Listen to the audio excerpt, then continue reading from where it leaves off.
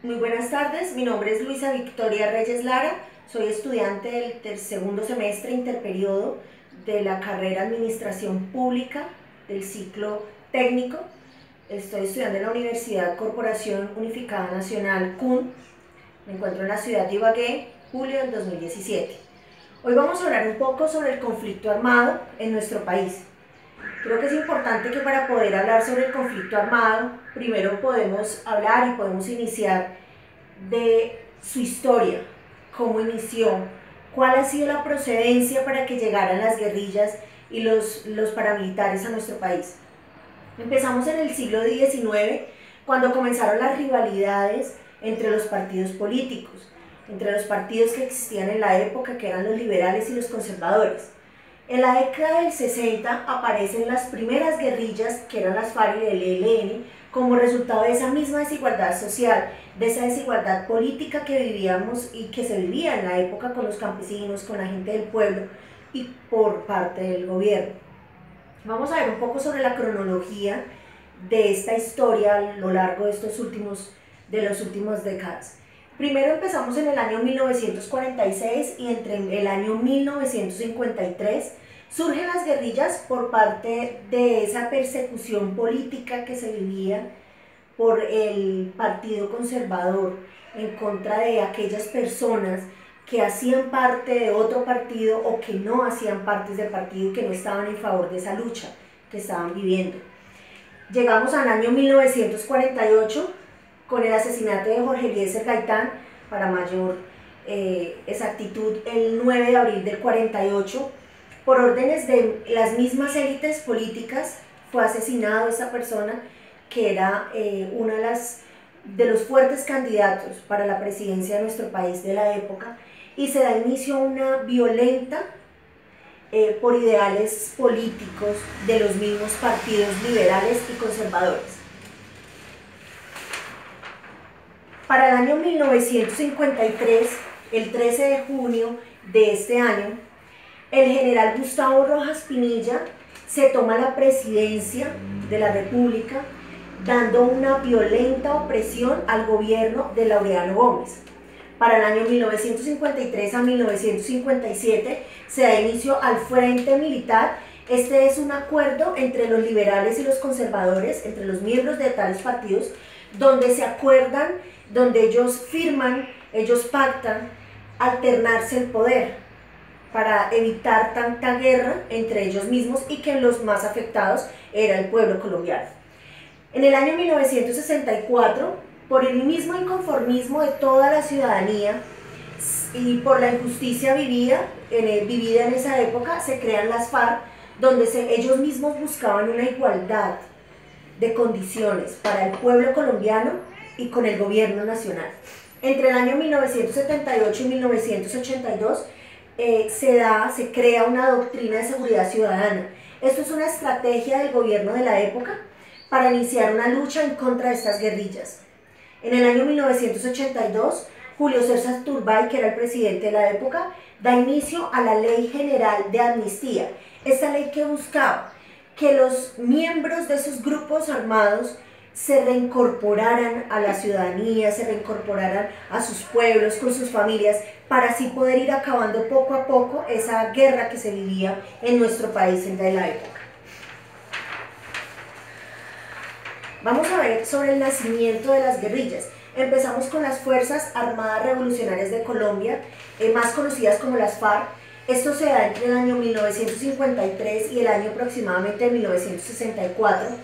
Con la muerte de Jorge Eliezer Gaitán, nacen las guerrillas en nuestro país, y esto surge al sur del Tolima, del departamento del Tolima, y por la violencia que se vivía por los campesinos, por parte de los partidos políticos que hemos mencionado, ellos deciden organizarse y es cuando así nacen, cuando así dan vida a ese grupo ilegal.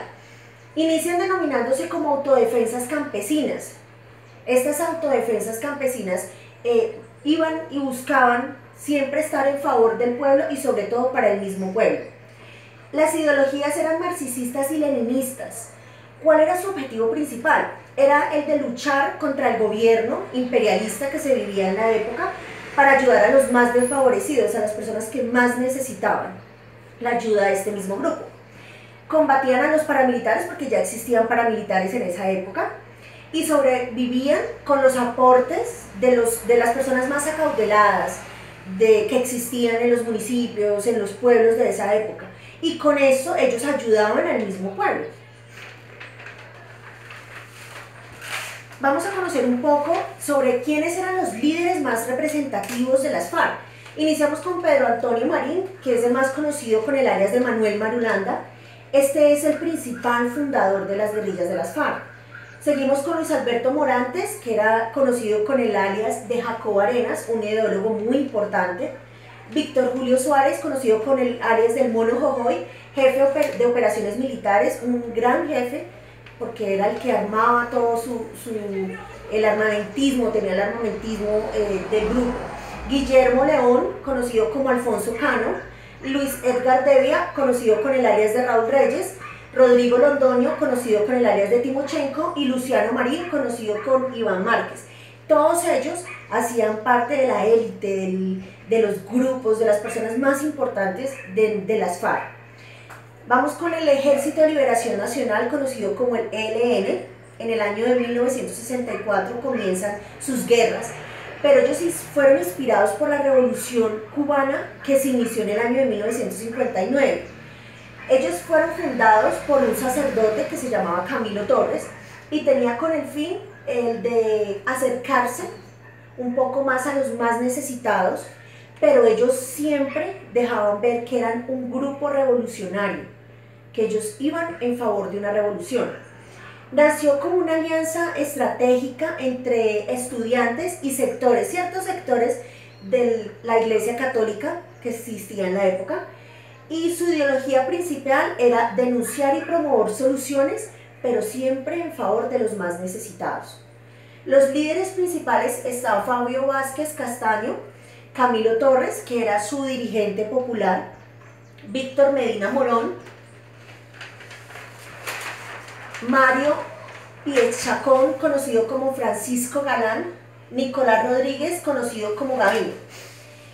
Seguimos con las Autodefensas Unidas de Colombia, para el año, más conocidas como las AUC, para el año 1965.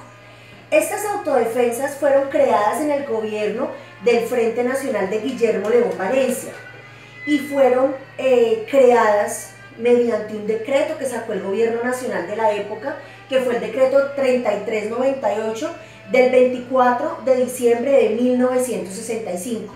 A raíz de este decreto, el cual contaba con el aval político de la época, les da surgimiento a este grupo paramilitar. ¿Cuál era el propósito? Era el de luchar en contra de las guerrillas colombianas, erradicarlas totalmente. Y con este decreto se obligaba a que todas las personas, sean naturales, personas jurídicas, sociedades que existieran en el país de la época, tenían la obligación de apoyar a las autodefensas. Comienza su historia en los años 60, cuando se relaciona con la doctrina de seguridad ciudadana, que esta doctrina, como lo mencionamos anteriormente, era la que buscaba acabar con las guerrillas. Entonces, por eso el presidente de la época, Guillermo León Valencia, quiso pretender crear un grupo al margen también de la ley, pero con apoyo del gobierno nacional, para que de esta manera pudiera acabarse la guerra de nuestro país. Entre el año 1982 y el año 1987, los grupos militares más establecidos comienzan en el centro del país, iniciaron en el Magdalena Medio y buscaban consolidar todo ese control territorial antiguerrilla, porque ellos siempre fueron antiguerrilla, en las zonas donde el Ejército Nacional no tenía acceso, porque si bien recordamos, el ejército de nuestro país no podía acceder a ciertas zonas de nuestro mismo territorio, precisamente porque la guerrilla no les daba el acceso. Entonces, los paramilitares por eso llegaban a esas zonas para poder proteger al pueblo colombiano y poder llegar a erradicar esa guerrilla de ese territorio. Sus líderes más reconocidos son Ramón María Izaza, alias el conocido como El Viejo, Salvatore Mancuso, alias como Santander Lozada, Rodrigo Tovar, alias como Jorge 40,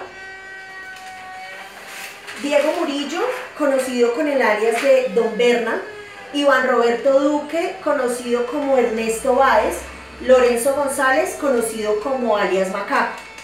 Ahora vamos a conocer un poco sobre cuál es la relación que existe entre el narcotráfico con todas las guerrillas que existen y han existido en nuestro país y con los grupos paramilitares. Inicialmente yo creo que lo más importante es que no podemos hablar, no podemos desconocer que las FARC, el ELN, las AUC no han dejado de lado esa relación que existe con el narcotráfico, pues con el aumento de las actividades subversivas y ya después de que se inició una guerra donde se le salió prácticamente de las manos al mismo gobierno, ellos necesitaban incursionar y así poder obtener más dinero para poder sobrevivir, porque ya no vivían ni dependían de los aportes que hacían los acautelados de las regiones. Es por ello que incursionan en el narcotráfico. ¿Por qué? Porque es que era más fácil estar vinculado en esto, porque así el dinero era, de cierta manera era ilegal, pero era más fácil obtener. Con esta relación se llegan a actos terroristas.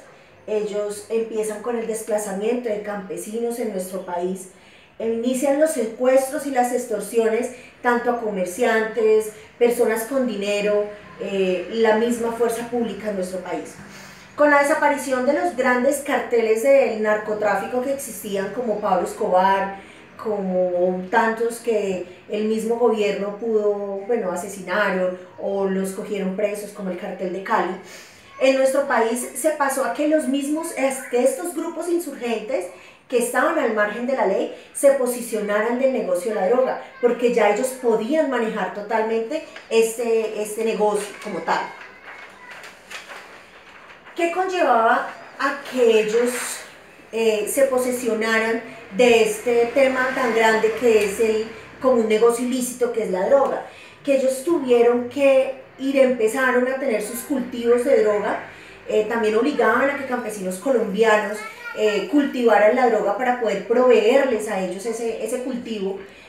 Iniciaron con el laboratorio de coca, con laboratorios que por eso hemos conocido estudios, informes de la DEA, de otros países, donde han demostrado precisamente ese surgimiento de ese narcotráfico y cómo llegó a las guerrillas y a los paramilitares. Así empezó a ejercer ellos el monopolio en muchos municipios y realizaban no solamente la elaboración, sino también la distribución y hasta la comercialización de la misma droga. Y todo esto, esta relación de por qué se da el narcotráfico en las guerrillas y en los grupos paramilitares, es porque ellos necesitaban una forma de financiación y de sostenimiento que fuera fácil. Una forma de financiación y de sostenimiento que fuera ilegal, que no tuvieran que entrar a demostrar de dónde llegaban esos dineros, que no tuvieran que rendir cuentas a nadie y que de cierta manera es dinero que llega muy fácil. Y por eso es que existe una relación directa entre el narcotráfico y las guerrillas. Muchas gracias.